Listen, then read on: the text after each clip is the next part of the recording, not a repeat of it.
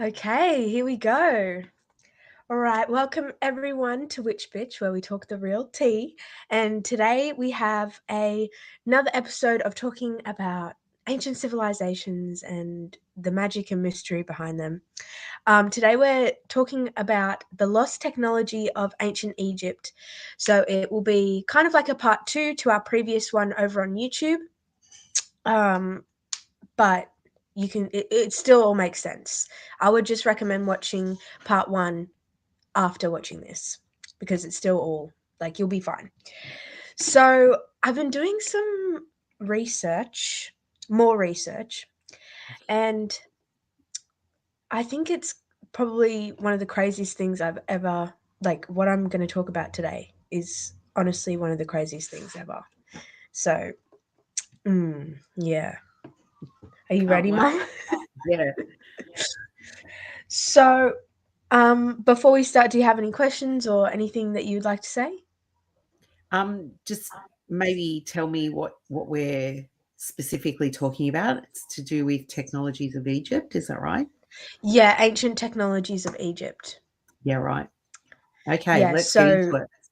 yeah, I think to start off with, the name ancient technologies, it makes you think of like flying saucers, but back in the day, like flying cars, things like that. But it's actually, I mean, there's no way of fully saying, to be honest.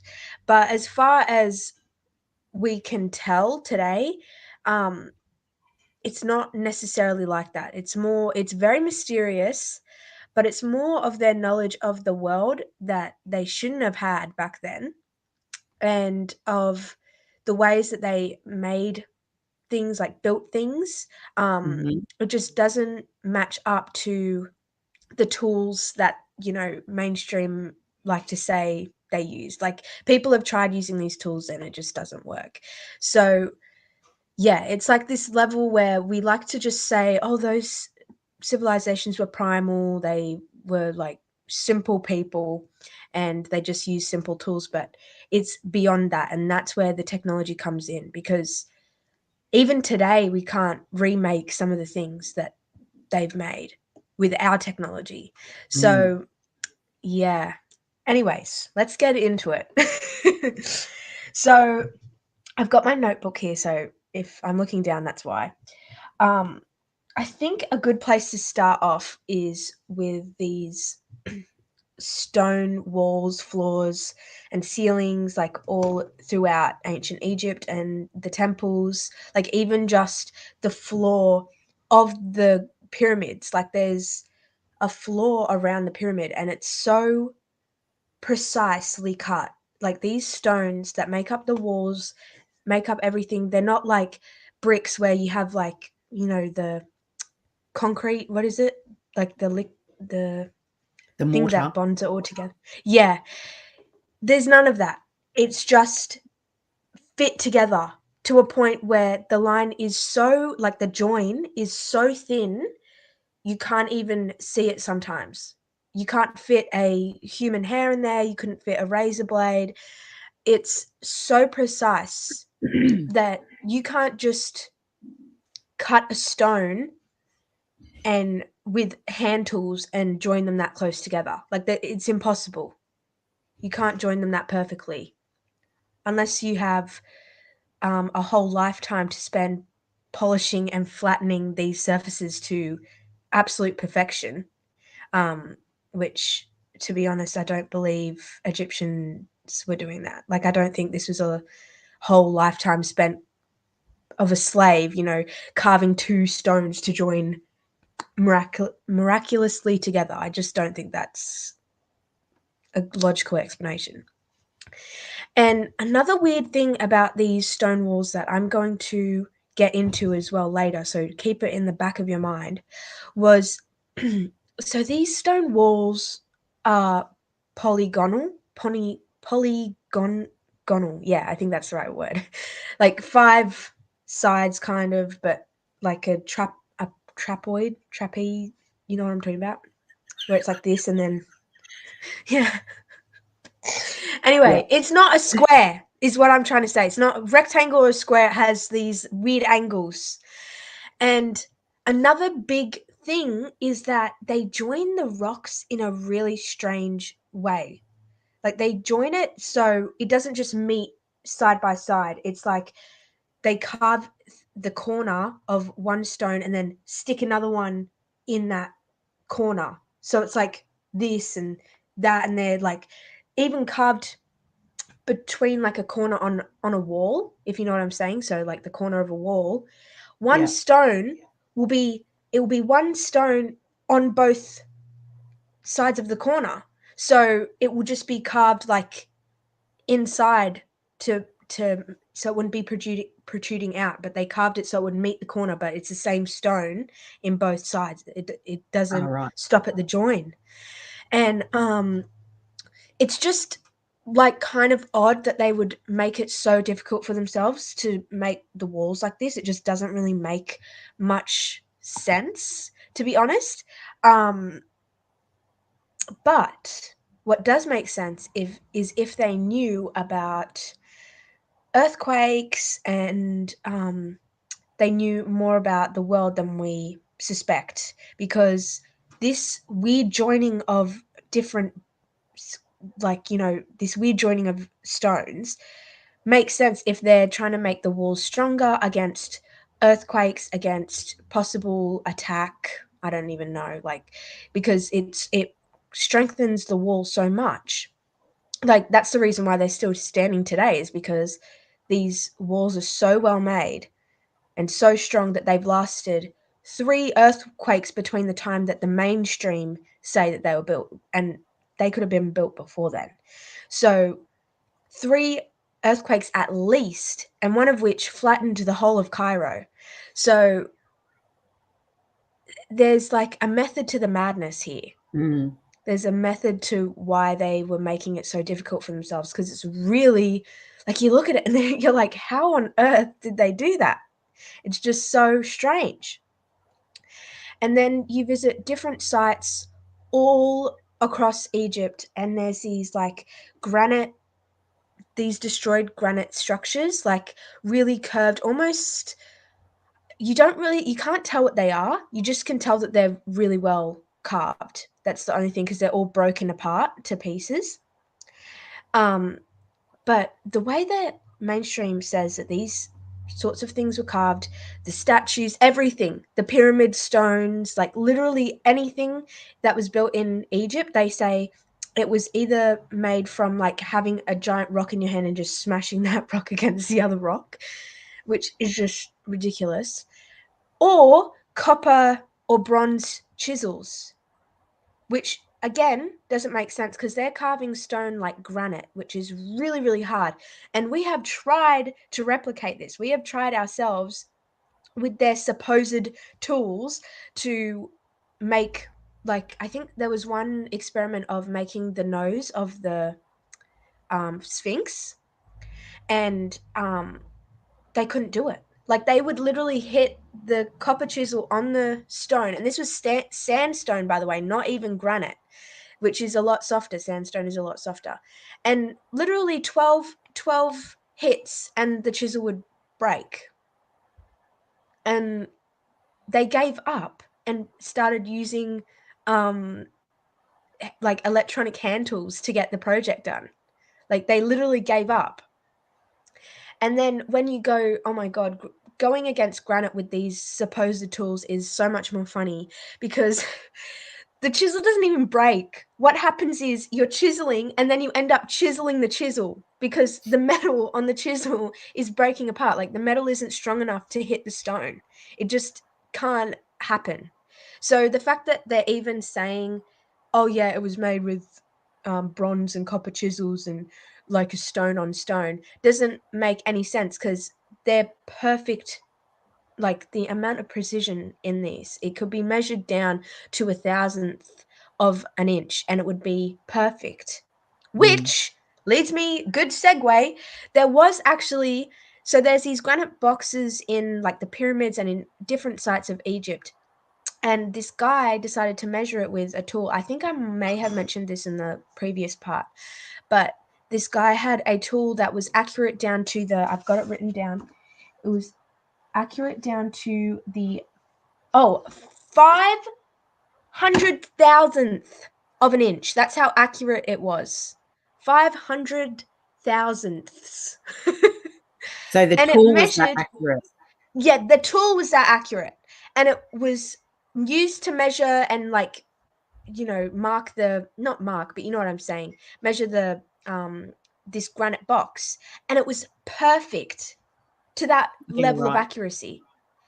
So these aren't just perfect, from the eye, like you can tell how perfect they are. No, precision tools are being used as, a marker for the, how precise the tool is means how precise the box is, because I mean, unless you have a perfect precise tool, which I don't think we humans can really make, like it's up to that point or even more precise than there.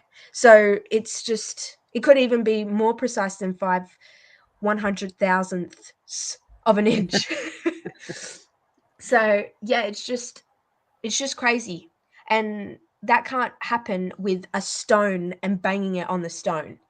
And another crazy thing is, like, even if they were using a stone against stone, how did they polish it? How did they polish these stones? Because they're not just like, the surface is not abrasive. It is smooth, and in some cases, like, even shiny. Like, that's how Mm. much they have been polished. And like, there's not much of an answer for that. Like, I haven't heard of an answer, like, through my research. I don't know how they polished Yeah, that's it what I to the was going point to that they ask. have. So is anybody asking these questions? Anybody How do you other think than I got you? my research? Oh yeah. How do you think I got my research? Like, YouTube is the best source ever, because there are so many independent researchers, because that's all we have against this, deception. Like, independent people hunting the answers for themselves. And there's also professional stonemasons and professional people, like, in the area that they're interested in. So they're doing the work in their lives. It's their profession, and they're looking at these stones completely baffled, like at these carvings completely baffled about how they did it, because they can't even do it. Like, the Mm. granite box that I was talking about before, the way that we would make that today is by getting 4 or 5 different slabs and then bolting them together. So you would get a wall, a wall, a wall, a wall, and then the bottom, and bolting it all to make one structure. But this is one piece of stone carved to make a box. And, like, I, I don't know how they would do that. Like, I Mm. honestly don't even know how they would do that, and no one really knows. Because it's one thing to maybe carve the inside, like with a chisel or something, but to get it to that level of accuracy Mm. just doesn't make any sense, at So least there's in the lots way of that. people. So what you're saying is there's lots of people asking the questions, but no answers, no No, definitive because answers. they stop at science. And that's why you go to people like oh, Mark DeStefano. I think we mentioned him last time. And also searching your own answers, through your own intuition, through your own downloads, through your own astral travel. That's how I think we all find the answer, because Mm. it's not something that will be explained by science today. Yeah. Like, it just can't, because it's beyond our science. It's beyond that level. So that's why I believe there's not really many answers to. We've just noticed all these weird, like, crazy things, but no way to answer them, because science, our science doesn't match it. Our Mm. science doesn't, it just can't correlate. So do you think that science is lying to us, or it's just inadequate? It can't find the answers, or is it both? Oh, no, I think magic is just science unexplained. And I think the way that we look at science today, I think the science today by, that's taught in schools and is known as like basically gospel, I think that has some, it can be discredited a little bit at times. Mm.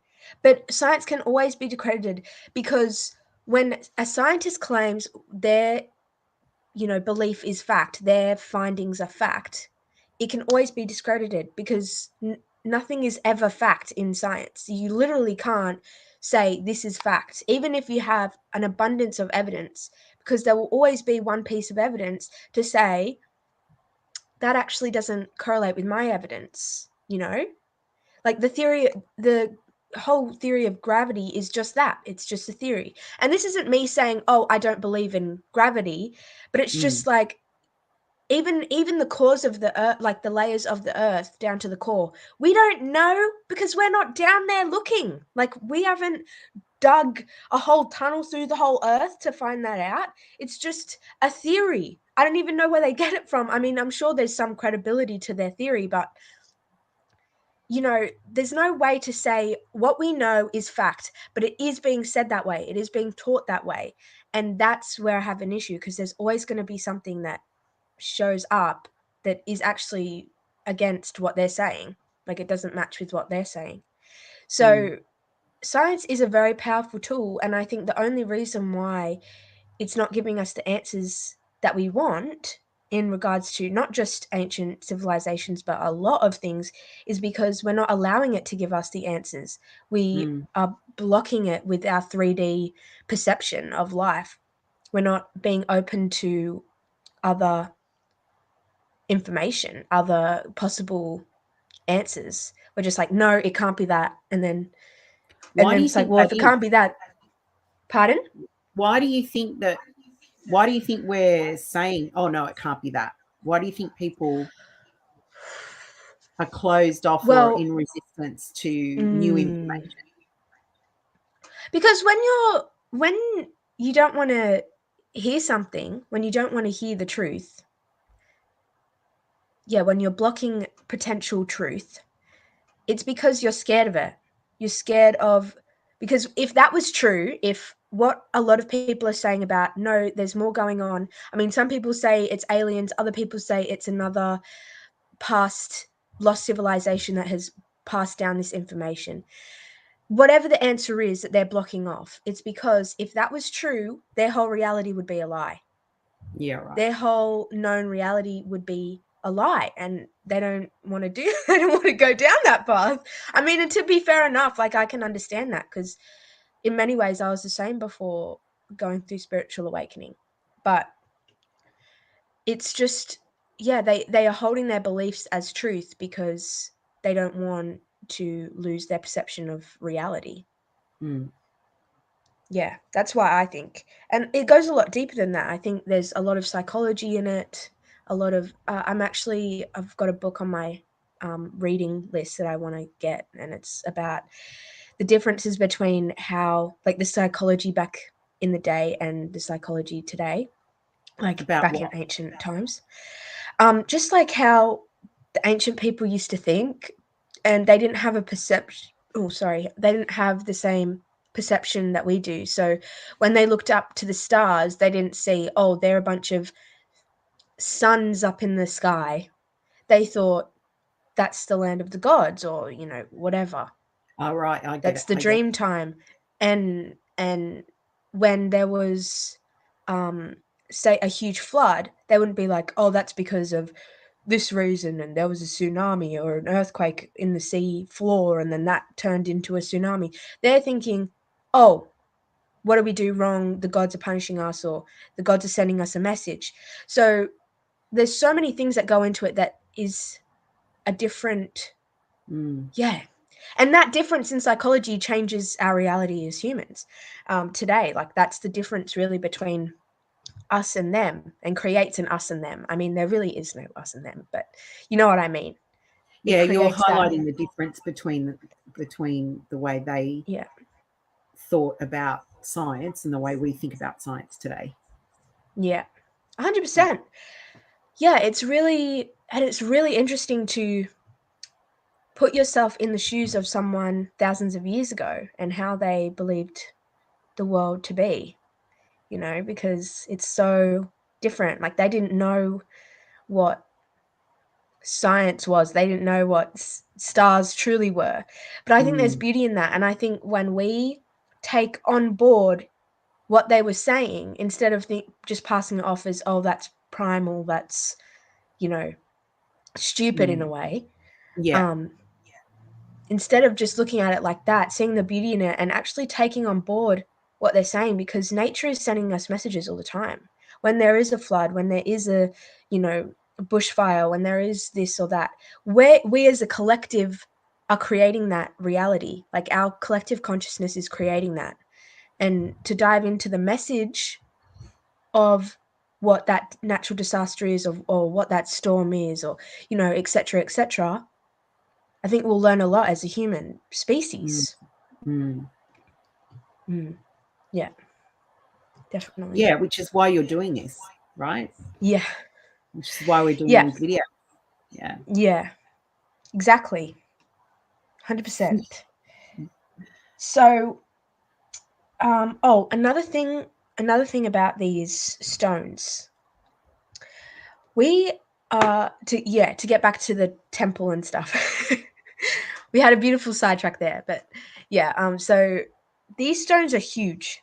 Like, they're 2 times the size of like a 5'10" person, kind of. Like, that's how big they are. Like, they're massive. And these stones are like 30 tons in weight, and transported 5,000 miles. Yeah, right. And so we're like, how on earth did they do that? And so, you know, Egyptologists are just like, because they can't explain it any other way, oh, they did it by boats through the Nile. But the issue with that is that these are huge stones, right? They're 30 tons. They're, my God, twice as tall as a human being. And we've found Egyptian boats before. We found Egyptian boats, and there is no way on earth they could come close to carrying that down a river for 5,000 miles. There's no way. It just couldn't happen. It would collapse. And I'm talking like from the biggest boat we've found by like ancient Egyptians. The biggest Mm-hmm. boat we've discovered couldn't even come close to carrying that amount of weight. So, yeah, it would have to be a big boat that we're missing somewhere out there for that to happen. Mm. Like a ginormous boat just laying down somewhere, you know, that we haven't discovered yet, unless they carried it through land, which I don't know how they would. I don't know how they would do it if they did that. Like, I've listened to Graham Hancock on Joe Rogan, and he was talking about how he thinks people, like ancient peoples, knew a lot more about themselves, about their mind, because they were so less distracted by technology and by the matrix, Mm. and they were very much more sacred. Like, you look back to really ancient peoples, and there was no like putting down women. There was none of that. They were just more sacred and true to themselves. I mean, they knew about the stars, they knew about everything they needed to know. And Graham Hancock was saying they discovered ways to move things with their mind. So they would like just. And Graham Hancock is, by the way, a very scientific person. He's not. He's not like I mean, it's good to be crazy, and I'm not saying that, but it's just like he's not even a spiritual person, and he believes that. So yeah, interesting theory, because that makes sense to me, because I can't imagine them. Oh, you should see the quarries, mum. They're so rocky, and there's no way you could drag rock like that's really bumpy and really jagged, and like it would just be a nightmare. And then also going through oases, like where there's all these trees, like these are big rocks, and you're dragging them on sand, like dunes of sand too. Like, it would be horrible. It would be so horrible dragging these giant stones through sand dunes. Could you imagine that? I think slaves would just give up and leave it there. Like, I can't imagine why they would.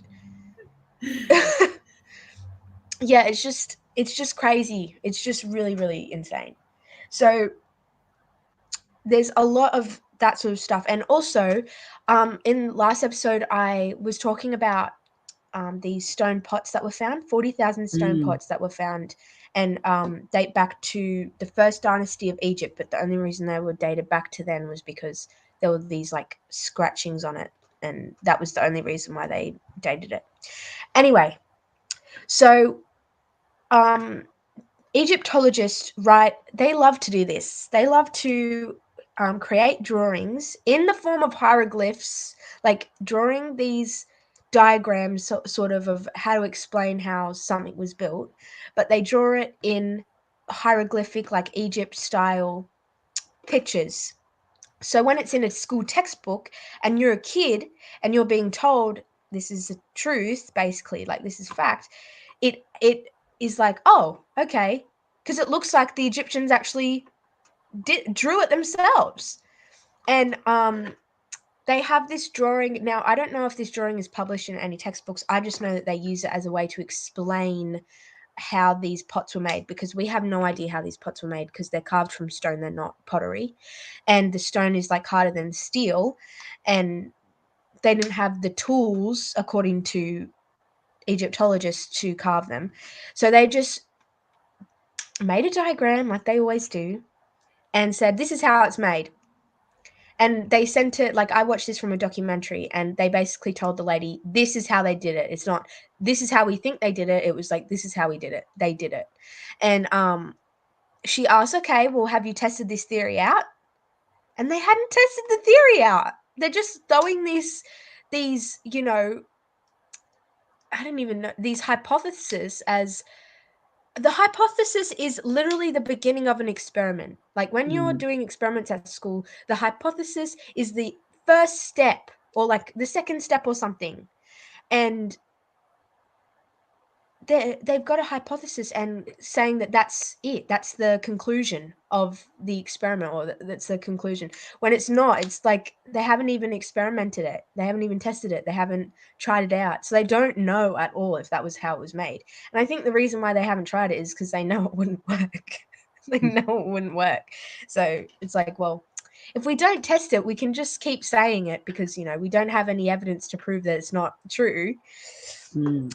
So yeah, they do that a lot, and I think So it did they say really to the just lady, did they explain to the lady why they hadn't tested it when she asked them? no, no. They just said we hadn't, or I didn't even. Yeah, they just said they hadn't, and they were very non-descriptive in their answers.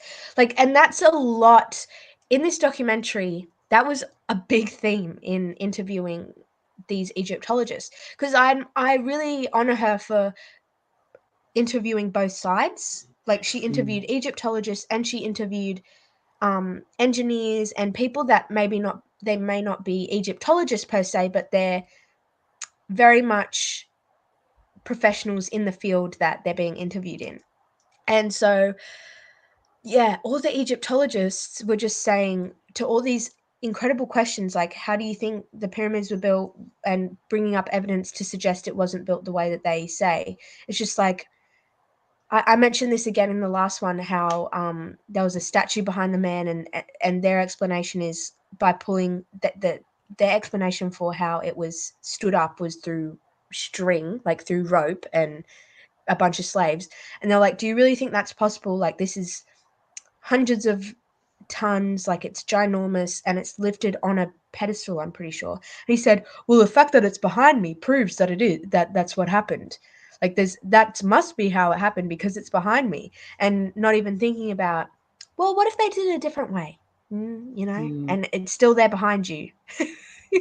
Yeah. So it's just a big theme. Like, they don't really think about any other possibilities. They just think, oh, this is it, and that must be the only way that was possible. And even if it doesn't make sense, it doesn't matter because that's the only thing that fits into my story of my Yeah. reality. Yeah. Yeah. Of the reality that these Egyptians were just dumb, which just, yeah, anyway. So going back to, yeah, okay. Oh, here's another thing. So there were these saw cuts in these saw cuts were found in multiple different sites across Egypt. It's not just one stone. Like there's many around. And what's wrong with these saw cuts is that they couldn't be a chisel.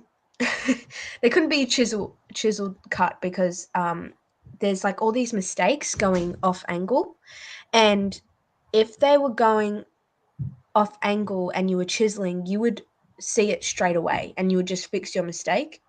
But if they're going fast with some type of machinery or, you know, mechanic kind of tool and it's going really fast, you could easily make mistakes because you're going really fast. And then they would scrap that stone and then use another stone and, you know, but that's how we know all about all these stone saw, like these saw mistakes, because there's all these stones left around at different sites of these mistakes of them going off angle. And it's like, how could they go off angle if they're literally going like millimeter speed? Because that's how, Yeah. according to mainstream with the tools, they're going millimeter speed, like not even Yeah. millimeter speed, like a fraction of a millimeter. And like it just can't, you can't go for, it would be a day's work, probably more than a day's work going off angle if that was the case. And then realizing after a whole day, oh, whoops, I did it wrong, have to start again. It's just, you wouldn't do that. You wouldn't do that. So that's another thing that sort of suggests there was some other type of machinery or fast working tool at the very least that suggests there was more to this than just copper and bronze chisels and rocks. And another thing is, like, with this rock theory, it's actually like painful to listen to because it's like you see the artifacts, you see the structures, and it's like, do you actually think I'm that dumb? Like it really is like that. Yeah, I was watching this guy on YouTube and he was explaining some things about Egypt and like correlation between these temples and stuff, and he was talking about, look, I really don't want to explain this because it really dumbs it down. I don't want to offend you with your like I don't want to offend your intelligence by explaining this to you. And I was like laughing because that's a lot of what this is with the mainstream. Like it's really offending my intelligence, like that you would think I was so dumb to believe they would be carving this sort of stuff with a stone banging on another stone. And because there's sharp corners, you can't get a stone in there, bud. Like you can't get that to happen. And there's these, like, I was talking, so if you're more interested, definitely watch our part 2 because I talk more about the statues and stuff and the symmetry. And Me, part it one. really doesn't make, yeah, it just doesn't make any sense. Mm. So going back to, actually, before I continue, do you have any other questions? No, but I probably will as we move further on. So this is where it begins to get crazy, like insane. So these stone walls that I was mentioning about how it's like really strange that they're fitting it in this way and like it just doesn't make any sense. So there's actual symmetry in these strange walls, in these strange ways that they've cut the stone. Because for a long time, people were just like, oh no, it's just random and that's just how they did it. But there's symmetry on walls.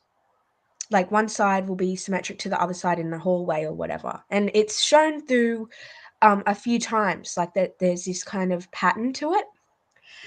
And that just proves that there's some intention into what they're doing. There's some rhythm, there's some pattern, there's, you know, there's some direction. They're not just throwing it here and there and hoping that it will be okay. So they've got a But plan. these stone, yeah, they've got a plan, yeah.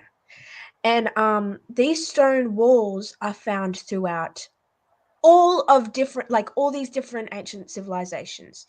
So in Easter Island, the oldest site of the whole place is literally just this random wall in the grass. Like it's just so weird because everything else is like these, moai, and they're the big heads. And but the oldest site is just this random stone wall. And it has the exact same thing where it's these weird stones fit in weird shapes, and like there's like a tiny stone literally just embedded in there with like 4 different stones carved around it. So it's just, yeah, it's really strange. And it just makes sense that it was the oldest structure there because it's literally still standing today because of this technique that they used of these weird fittings of the Mm. stones. They're also found through Peru. One place is like called, I think, let me have a look. Nazca. And Machu Picchu as well. Like all these sites in Peru, same deal. There's these really strange walls, and it's like, why are you making it so hard for yourself to build these walls? And there's connection between um, Easter Island and places like in sort of more South America sort of place called I don't even know how to say it. It's like Teotihuacan pyramid. It's in Mexico. And there's connection between Mexico and Easter Island because the writings on the I think it's I think it's, or is it either that or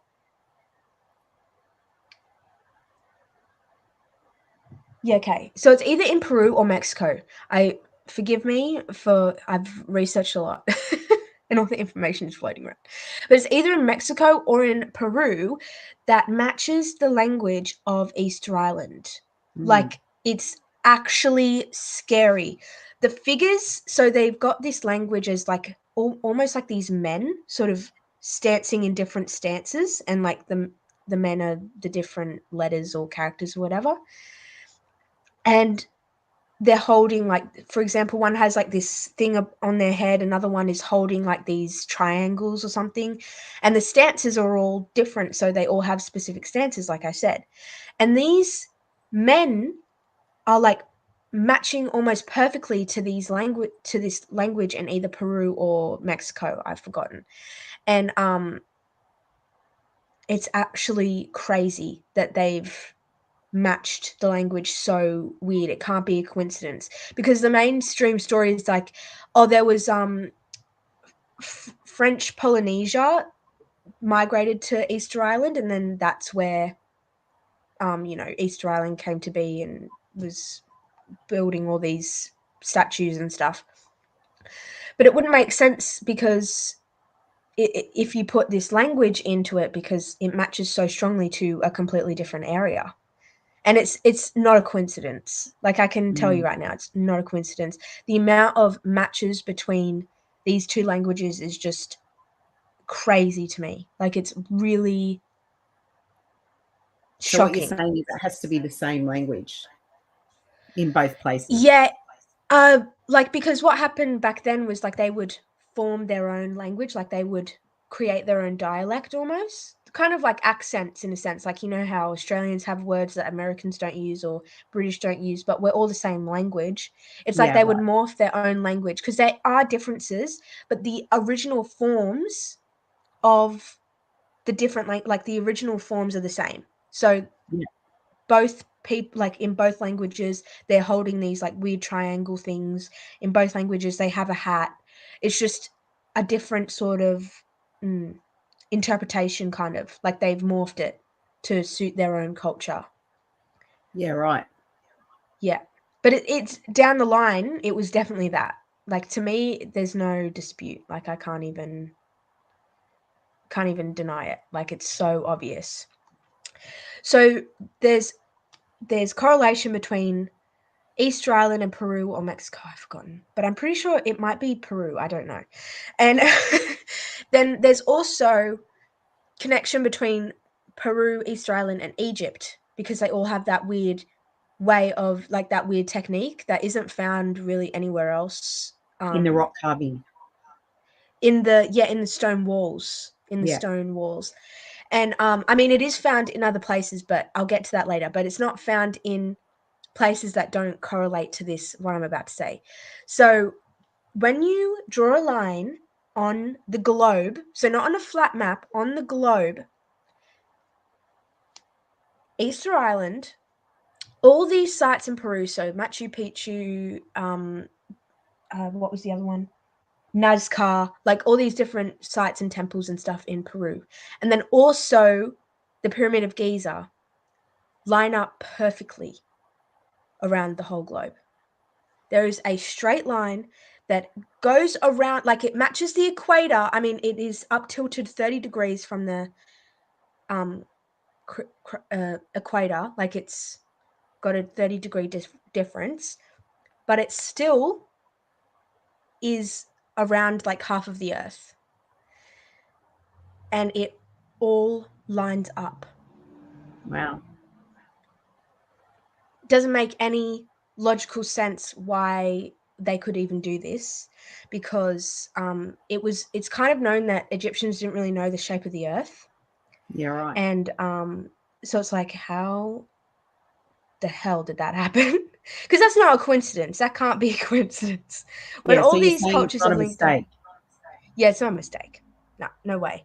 And also, there's I don't know if you've ever heard of this, but there are these, like, I'm talking hundreds of pyramids found in China, but the Chinese government just hides them, and we're not allowed to see them. Like, we know nothing about these pyramids because the Chinese government has just blocked anyone from being able to come into the country and see them. And like, archaeologists can't go and research and learn about them. I mean, there's Chinese farmers who are literally planting like orchards, Yeah. on them.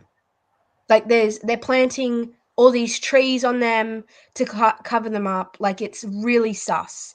And the only reason that we found out about them was because of Google Maps. That's the only reason why we found out. So there's all these pyramids in China, in this one specific place. I don't know what it's called, but it's like this one place in China. And then the temple that I was talking about before in Mexico, the one that I can't pronounce, that's another sacred site that I believe has some correlation to Egypt in the walls as well, like in the structure and stuff. And those three sites also all line up. So these mysterious pyramids in China, and then also this temple that's also a pyramid in Mexico, and then the Pyramid of Giza all line up on the globe. So 3 pyramids line up. What are the chances of that? Along with the other, the other 3 sites going equally around the equator. It just doesn't. Oh, it's just so trippy. And I think that's crazy. Like, I would love to know how that happened. I would love to know the secret behind that. Because not only does it match, like, around the globe, if you, for example, cut the Earth, like, in half, sort of, and then you Along that took the line. distances, yeah, along that line, and you drew lines in between, like, the Oh, yeah. you know what I'm saying? You, like, Through marked the the diameter. differences between, through the diameter of the Earth. It's symmetrical. The two sites on one side and 2 other sites on the other side line up symmetrically, like you cross them symmetrically.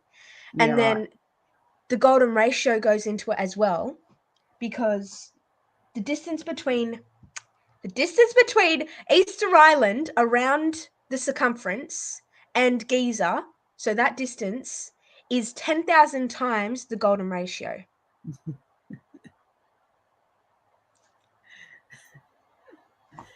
Like, How do people find this stuff out? How do they measure that? I don't know. I don't know. But I'm glad that they did.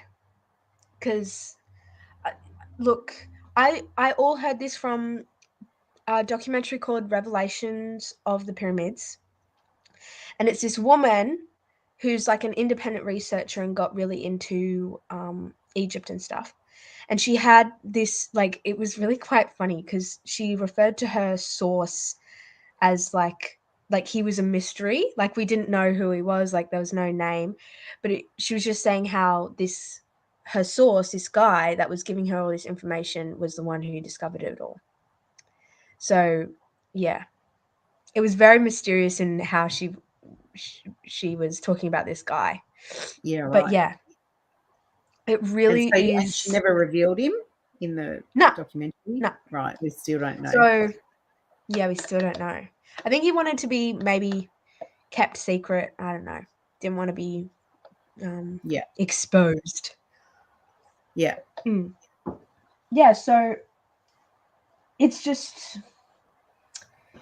it's just really weird. It's just really weird, and I think for me the biggest or the most the conclusion that makes the most sense to me, like the answer that makes the most sense to me, is probably either aliens, like not even joking, or there was a civilization like Atlantis or something like that that shared all this information before, and it passed down, and that's how they knew about how to line up all these countries and all these mm, sites, I mean, all these temples.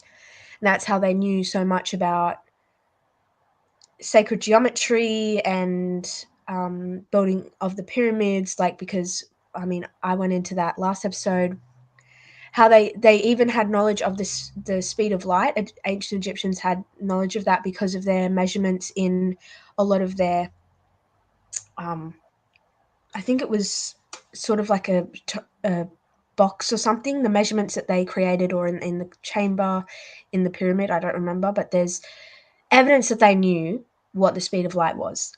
So it would make so much sense if there was either some sort of visitors that knew all this stuff, or they got the information from an ancient civilization that has now been wiped out,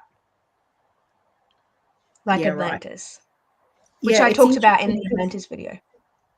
yeah, it's all of this is really interesting because what the question that comes to mind hearing all of this is, they went to great pains and very specific measurements and places on the earth to create these grid Mm, lines or whatever, these for the, these different um, pyramids to line up. So what was the purpose of that? What mm, power or what magic or what reasoning did they have to make it so precise? Like, why did they do it? mm, Why did they go to all that trouble to do that? yeah. That's the question that I'm thinking. What do you think?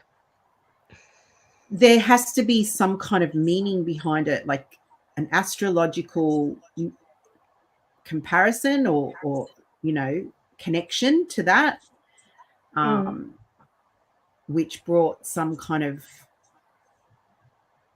power to the earth or some protection. I don't know really. yeah.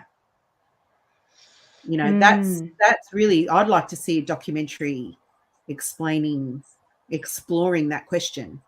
Why yeah. did they go to that trouble to do it the Yeah. way they did? Yeah, Mm. It kind of reminds me of like a global version of the Aboriginal songlines, where yeah, they discovered a way, a path to travel to each other across the world. Because when I talk about, so I might do a video on Easter Island, I might do a video on, all these other civilizations, and there's other connections within their culture. Like there's these ties that are just strange and just don't really make too much sense. Mm. And it just shows that they came from a place where they all knew each other. They all knew each other existed. So to find a way of creating almost like song lines around the Mm. earth to find each other makes sense to me. Because if they knew that they existed, then of course they would find ways to travel to one another. Yeah. So what kind of travel are they doing though? Is it by land, by sea? Is it a portal? Are they, you know, astro traveling? Like, how Mm. are they traveling? What are they doing? Because it's a long way. Well, yeah, it is. And like another huge, when I was talking about the stargates, Yeah. remember from Yeah. maybe something like that, because there are all these mysterious stargates that had been melted in the middle. So there was some Mm. force of huge energy. Yeah. Energy Yeah. harvesting. Maybe it's got to do with energy harvesting. Mm. Yeah. So But interesting. like those pyramids lining up might have something to do with harnessing energy to travel. Oh, Maybe. I actually believe that. I've been told by a few people now that that was what the pyramids were for a way to access energy, like we don't really know, but it was an energy point. Like there was real big energy. I mean, look at the hieroglyph for pyramid. It is house of energy. Right. That's what the hieroglyph for pyramid means. Because there was a Yeah. Right. different pyramid for tomb in Egypt, and there was a different there's a different hieroglyph for tomb in Egypt, and there was a different hieroglyph for temple as well in Egypt. So they had their own hieroglyph for pyramid, and it meant house of energy. So there was some real stuff going on, and I'm pretty sure they found traces of mercury, of gold, like all these different metals down in the tunnels. So they were doing some stuff. It's just what were Yeah. they Right. doing? So Mm. this then brings up the thoughts in my head of Tesla, because he studied energy. So somehow there might be a connection between ancient Egypt And creating these Tesla. energy houses and Tesla. Yeah, that would be Well, interesting isn't too. there a whole sorry, I didn't mean to interrupt. Isn't there a whole thing about the Tesla pyramid? Yeah, there is. Maybe that's Oh, something we should look into. yeah, definitely. Hmm. Well, if you have some suggestions of what you would like us to talk about next, what you would like me to look into next, please leave a comment and we can make it our next video. Mm. Um, so yeah, and if you want to watch part 1 and also learn about Atlantis, which links into this as well, go check out our YouTube channel because that's all on there and it's really interesting. So, That it is. ah, it is, yeah. Do you feel Awesome. complete, Thanks, Mum? Do you have Juliet. any other?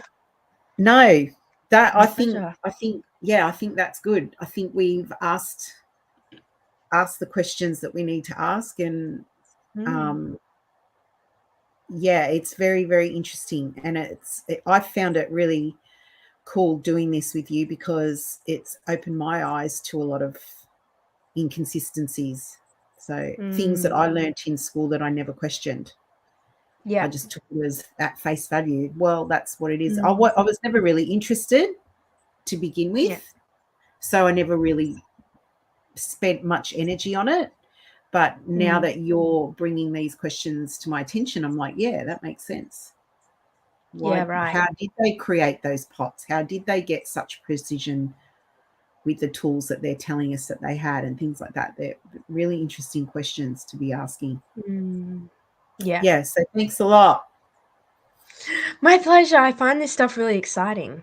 Yeah, Yeah. it's like proof that magic is real, you know? I'm Yeah. always looking for proof. I mean, I believe in magic because I create magic every day. But I've never experienced magic where it's, like, physically in front of my Mm, eyes and mm. that sort of thing, but learning about all this stuff is a real evidence for me, like a real, reinforcement that magic really is real and they knew some stuff. So, Yeah. it's really exciting for me to learn about it. Okay. Um, Thank you. yeah, I'll end it now. Also, if anyone has their own conclusions to these Yeah. questions and to this information, please comment them as well. I'd be interested to hear. So with that, um, we'll see you all Friday with our next guest. All right, Yeah. bye everyone. Bye.